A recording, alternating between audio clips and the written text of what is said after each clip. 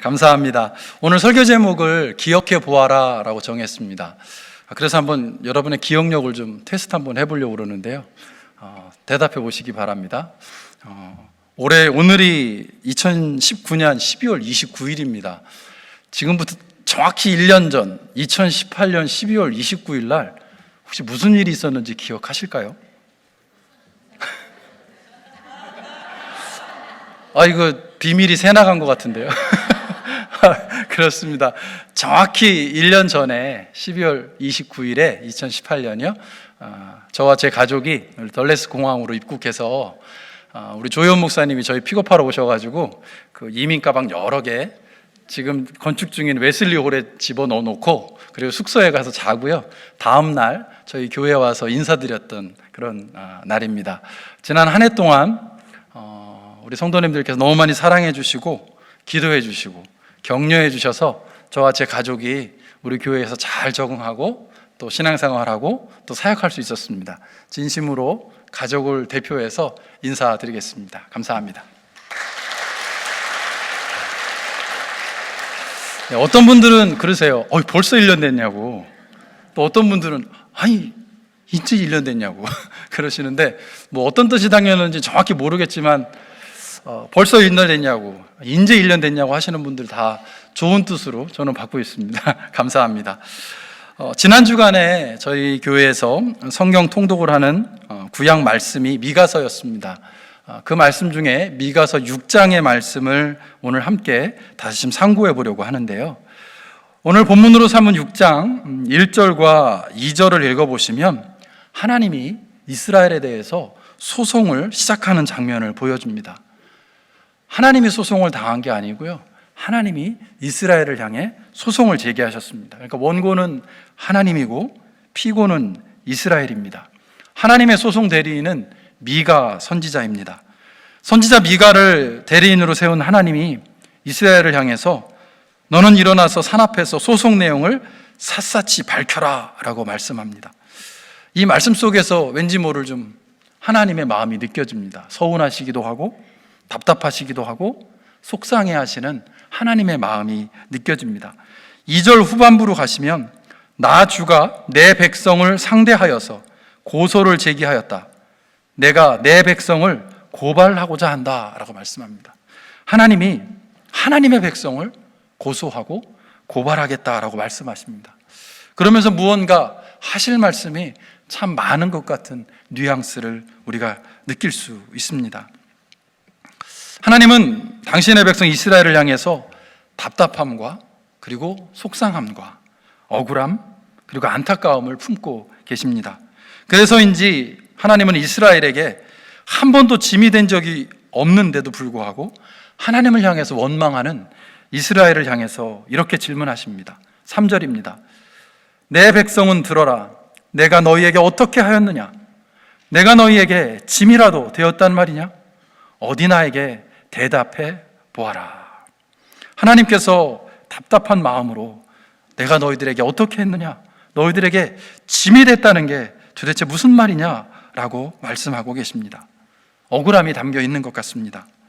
그리고 이어지는 4절과 5절을 통해서 이스라엘의 지나온 과거 속에서 하나님이 어떤 일을 행하셨는지를 기억하라고 말씀하시는 것은 어찌 보면 이런 하나님의 답답함, 서운함, 속상함이 밑에 깔려 있는 것 같습니다. 그러면서 하나님은 반복해서 하나님의 마음을 드러내시는데요. 그 마음이 담겨 있는 표현이 기억해 보아라, 생각해 보아라, 너희가 깨닫게 될 것이다 라는 비슷한 의미의 표현들에서 찾을 수 있는 것 같습니다. 여기서 기억하라 라는 표현이 나오는데 여기에 해당하는 히브리어가 자카르라고 하는 단어입니다. 자카르는 기억하다 또는 주의를 기울이다 라는 의미를 가지고 있고요, 또 권면하다, 권고하다 라는 뜻을 가지고 있다고 합니다. 권고하다, 권면하다는 누군가가 잊어버려서는 안 되는 아주 중요한 것을 잊고 있어서 그것을 다시 한번 기억하게 도와주고 알려주는 의미를 담고 있습니다. 그러니까 기억하라 또는 자카르라고 하는 단어는 단순히 과거에 어떤 일이 있었는지 그 사건과 사실을 기억하고 그리고 암기하는 것으로 끝나는 것이 아니라 주의를 기울여서 묵상하는 것, 그리고 누군가를 권면해서 잊어버려서는 안 되는 것들을 다시금 되살려주고자 하는 아주 적극적이고 그리고 능동적인 행위를 가리키는 단어가 바로 이 자카르입니다. 5절 말씀에 기억해 보아라, 생각해 보아라, 그리고 깨닫게 될 것이다. 이것은 자카르라고 하는 단어를 조금씩 다르게 표현하면서 같은 말씀을 하나님이 하시는 것이라 볼 수 있습니다. 그래서인지 개역개정 성경과 영어 성경에서는 기억해 보아라, 생각해 보아라를 같은 단어로 번역합니다. 기억하라, remember 라고 하는 한 단어로 번역을 하고 있습니다. 이처럼 하나님은 이스라엘로 하여금 과거의 일을, 특별히 하나님이 그들을 위해서 무슨 일을 행하셨는지를 기억하라고, 잊지 말라고, 지금 잊어버렸으면 의식적으로 노력해서라도 다시 한번 떠올려 보라고 요청하고 있습니다. 그러면서 하나님이 예를 들고 계시는데요, 기억하라라고 명령하면서 구체적인 예를 드는 사건, 그리고 그 예로 등장하는 사람들이 누구인가요? 4절에 보시면 나는 너희를 이집트 땅에서 데리고 나왔다. 나는 너희의 몸값을 치르고서 너희를 종살이 하던 집에서 데리고 나왔다. 출애굽 사건을 예로 드십니다. 출애굽 사건은 하나님께서 이스라엘에게 베푸신 구원의 전형적인 표본이고요, 하나님의 은혜의 절정입니다. 이 출애굽 사건을 통해서 이스라엘은 비로소 하나님의 백성으로서의 정체성을 확인하게 됩니다. 그리고 이어지는 말씀은 모세와 아론과 미리암을 보내서 너희를 거기에서 데리고 나오게 한 것도 바로 나다 라고 하시면서 모세, 아론, 미리암을 예로 들고 계십니다. 이들은 출애굽하는 과정에서, 그리고 출애굽 이후의 광야 생활에서 이스라엘 백성에게 하나님의 은혜를 전달하는 데 있어서 귀하게 쓰임받은 인물들입니다. 각자의 역할도 달랐고요, 각자의 상황도 달랐지만 하나님의 축복과 은혜를 이스라엘 민족에게 전달하는 데 있어서 귀하게 쓰임받은 사람들의 대표로 하나님께서 들고 계십니다. 이어지는 5절 말씀은 내 백성아, 모압의 발락 왕이 어떤 음모를 꾸몄으며 부올의 아들 발람이 발락에게 어떻게 대답하였는지를 기억해 보아라 라고 하면서 발락과 발람을 이야기하고 있습니다. 이 역시 이스라엘 백성이 광야 40년 생활을 하는 동안 그들을 괴롭혔던 이방민족, 그리고 그들로 하여금 하나님의 뜻을 분별하지 못하도록 방해했던 거짓 선지자들의 예가 될 것입니다. 그들은 악의를 가지고 있었고 이스라엘 백성을 저주하려고 했고 그들을 괴롭히려고 했습니다. 그러나 하나님은 그들의 악의와 저주를 그냥 두지 않으시고 이스라엘을 지키시고 보호하셨고 오히려 축복해 주셨습니다. 이어지는 말씀은 시딤에서부터 길갈에 이르기까지 행군하면서 겪은 일들을 생각해 보아라. 너희가 이 모든 일을 돌이켜보면 나 주가 너희를 구원하려고 한 일들을 너희가 깨닫게 될 것이다. 시딤과 길갈을 이야기하십니다. 시딤은 이스라엘 백성이 가나안 땅을 들어가기 직전 요단 동편에 머물 때에 마지막으로 거주했던 성읍입니다. 길갈은 요단강을 건너 가나안 땅에 들어가서 첫 번째로 머물렀던 성읍입니다. 그러니까 지금 하나님은 이스라엘의 광야 생활을 마칠 때 그곳, 그리고 약속의 땅 가나안으로 들어갔을 때 처음 머물렀던 그곳을 다시 한번 기억하게 하십니다. 그러면서 출애굽과 광야 40년 생활과 그리고 요단강을 건너 가나안 땅에 정착하는 그 모든 과정을 다시 한번 기억하게 하십니다. 왜냐하면 그 모든 과정 속에서 하나님의 인도가 있었고 하나님의 은혜가 있었음을, 그 모든 것이 그 결과임을 다시 한번 짚어주려고 하는 목적이었을 것입니다. 그러면 질문이 생깁니다. 하나님은 왜 이스라엘에게 과거를 기억하라고 하는 걸까요? 더군다나 그들이 기억해야 하는 과거는 별로 좋은 내용이 없습니다. 430년이 넘는 기간 동안 이집트에서 종살이를 했습니다. 광야 40년이 넘는 기간 동안 먹을 음식도 마실 물도 부족한 광야를 헤매고 다녔습니다. 두려움 가운데 차가운 요단강에 발을 내디뎌야 했습니다. 그리고 가나안 정복 전쟁을 치르면서 많은 희생을 치루어야 했습니다.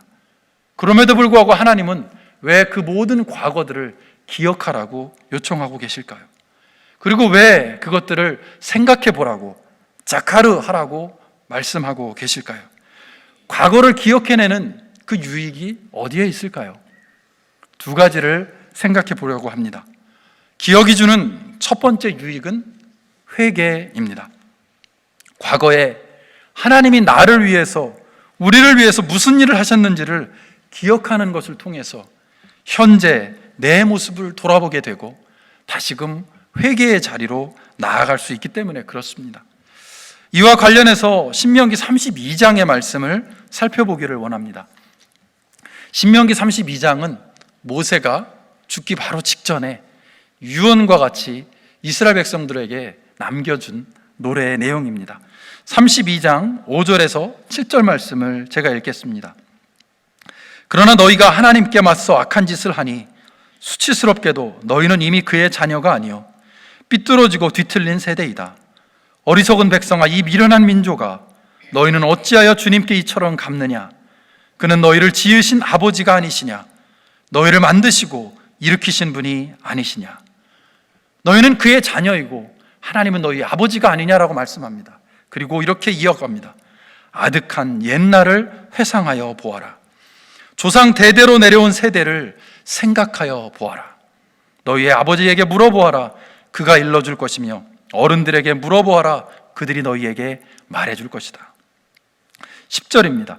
주님께서 광야에서 야곱을 찾으셨고 짐승의 울음소리만 들려오는 황야에서 그를 만나 감싸주고 보호하고 당신의 눈동자처럼 지켜주셨다. 마치 독수리가 그 보금자리를 뒤흔들고 새끼들 위에서 퍼덕이며 날개를 펴서 새끼들을 받아 그 날개 위에 업어 나르듯이 주님께서만 홀로 그 백성을 인도하셨다. 다른 신은 옆에 있지도 않았다. 모세는 자신의 죽음을 앞두고 있는 그 시점에서 유언처럼 이 노래를 부르며 이스라엘 백성들에게 기억하라고 권면합니다. 옛날을 회상하여 보아라. 그리고 생각하여 보아라. 자카르, 자카르, 자카르 외칩니다. 옛날을 기억하라고 한 것은 단순히 과거에 얽매여 살라는 뜻은 아닙니다. 여기서 말하는 옛날은 단순히 지나간 과거의 사실들만을 의미하는 것이 아니라 하나님과의 관계 속에서 그들이 경험했던 삶의 발자취들, 그리고 역사의 기록들을 다시 한번 기억해 내라고 하는 것입니다. 우리 자신뿐만 아니라 하나님을 알고 믿고 살았던 사람들, 그리고 공동체가 마주했던 그 고비들마다 하나님께서 어떻게 역사하셨고 어떻게 인도하셨는지를 기억하라라는 것입니다. 그것을 잊지 말고 묵상하고 기억해 nem으로써 하나님의 은혜를 다시 한번 깨달으라는 것이지요. 지금이라도 하나님의 그 은혜를 기억해내서 그동안의 불평, 그동안의 불만, 그동안의 원망, 불신의 죄를 돌이키고 회개하라는 것입니다. 회개하고 하나님께로 돌아와야 가나안에 들어갈 수 있고 계속해서 하나님의 은혜를 누리면서 그 땅 안에 살 수 있지 않겠느냐라고 하는 모세의 간절한 바람이 이 유언과 같은 노래에 담겨 있습니다. 이처럼 하나님에 대한 올바른 기억이 우리 안에 올바른 회개를 불러옵니다. 그리고 그 회개가 가능할 때 우리로 하여금 하나님 앞에 거룩한 모습으로 다시 설 수 있게 할 겁니다. 하나님을 기억하게 되면 우리의 잘못을 깨닫고 회개하게 되기 때문입니다. 그래서 전도서 12장 1절과 2절 말씀도 이렇게 권면하고 있습니다. 제가 전도서 12장 1절과 2절 말씀을 읽습니다. 젊을 때에 너는 너의 창조주를 기억하여라. 고생스러운 날들이 오고 사는 것이 즐겁지 않다고 할 나이가 되기 전에, 해와 빛과 달과 별들이 어두워지기 전에, 먹구름이 곧 비를 몰고 오기 전에 그렇게 하여라. 너의 창조주를 기억하여라 라는 것입니다. 이스라엘 사람들은 너의 창조주를 기억하라라는 말씀을 너의 무덤을 기억하라 라고 바꾸어서 읽기도 한다고 합니다. 3000년 전에 전도서가 쓰여질 때 히브리어는 모음이 없는 자음으로만 구성된 말이었습니다. 그래서 히브리어로 창조주라고 하는 단어의 자음이 무덤이라고 하는 단어의 자음과 같다고 합니다. 결국 창조주를 기억하라, 다른 말로 이야기하면 무덤을 기억하라라는 겁니다. 무덤은 무엇입니까? 죽음입니다. 자신의 죽음을 기억하는 사람은 자신에게 생명을 허락한 창조주인 하나님을 기억할 수 있게 됩니다. 그리고 창조주를 기억하는 사람은 마지막 죽음 앞에서 하나님께서 자신을 어떻게 심판할지를 기억하게 될 것입니다.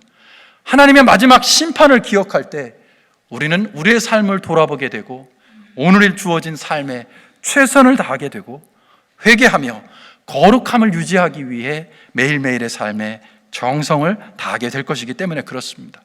창조주를 기억하라, 무덤을 기억하라. 그것은 저와 여러분이 무엇을 기억하고 누구를 기억하며 매일의 삶을 살아야 할지, 왜 우리가 날마다 회개하며 살아야 할지를 다시 한번 기억하게 해주는 말씀입니다. 기억을 통해 얻는 두 번째 유익은 감사입니다. 탈무드에 이런 내용이 나온다고 합니다. 3가지 질문인데요, 그 질문에 대한 대답을 좀 주의 깊게 들어보셨으면 좋겠습니다. 이 세상에서 제일 지혜로운 사람은 누구인가? 어떤 경우에 처해도 배움의 자세를 갖고 있는 사람이다. 이미 많은 지식을 갖고 있는 사람이 지혜로운 사람이 아니라 계속해서 배움을 가지려고 하는 사람이 지혜로운 사람이라는 것이죠. 이 세상에서 제일 강한 사람은 누구인가? 다른 사람이 아닌 자신과의 싸움에서 승리하는 사람이다. 다른 사람을 싸워 이기는 사람이 강한 게 아니라 자신과의 싸움을 이기는 사람이 가장 강한 사람이다 라고 이야기합니다. 3번째 질문은 여러분이 한번 스스로에게 대답해 보셨으면 좋겠습니다. 그러면 이 세상에서 제일 행복한 사람은 누구인가? 이 세상에서 제일 행복한 사람이 누구일까요? 전데요? 라고 대답하실 수 있습니까? 제가 보기엔 강성희 권사님이신데요, 제가 보기엔 우리 담임 목사님이신데요, 그렇게 대답하실 수 있습니까?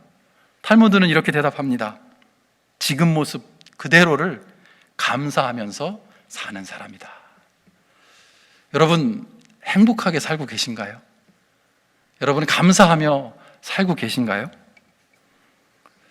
표정들이 너무 비장하셔서 제가 대답을 묻기도 참 두렵습니다.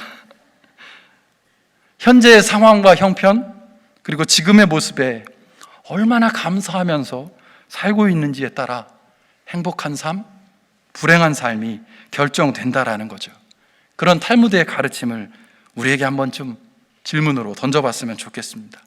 감사는 단순히 감상적인 고백으로만 끝나는 게 아니라 오늘 이후에 우리의 삶에 결정적인 영향을 준다라는 것이죠. 자신의 과거를 기억하면서 현재의 모습으로 인해서 감사하며 살았던 대표적인 사람이 누굴까 질문해 보다가 한 사람을 떠올렸습니다.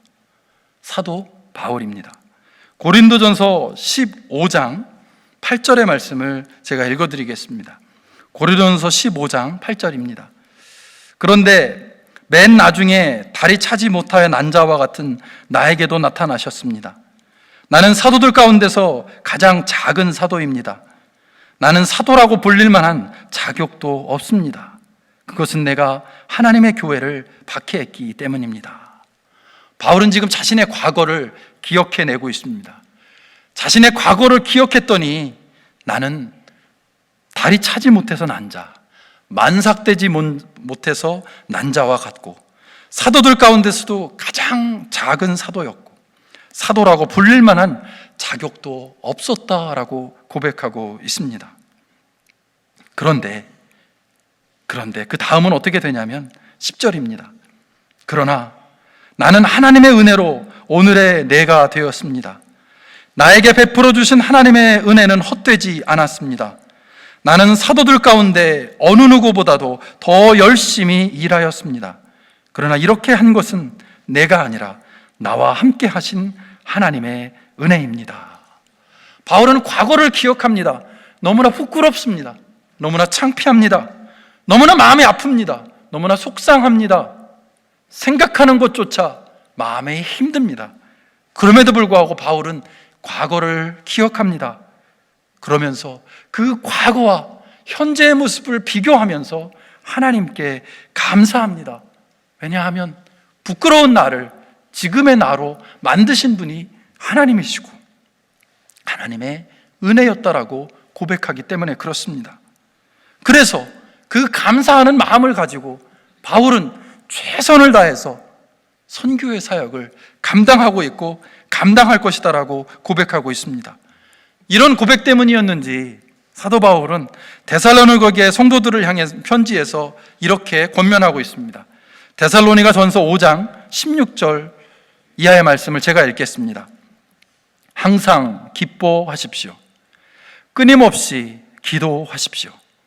모든 일에 감사하십시오. 이것이 그리스도 예수 안에서 여러분에게 바라시는 하나님의 뜻입니다. 아멘. 항상 기뻐하십시오. 쉬지 말고 기도하십시오. 그리고 범사에 감사하십시오. 지금 바울이 데살로니가 교회 성도들을 향해 권면하고 있습니다. 세 가지 권면을 하는데 그 순서를 좀 주목해 보시면 좋겠습니다.